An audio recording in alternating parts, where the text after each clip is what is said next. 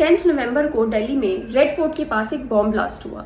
अब national investigation agency ने अपना इन्वेस्टिगेशन स्टार्ट कर दिया है। ये एक counter terrorism law enforcement agency है। इंडिया में टेररिज्म रिलेटेड मेनली 2 लॉज हैं।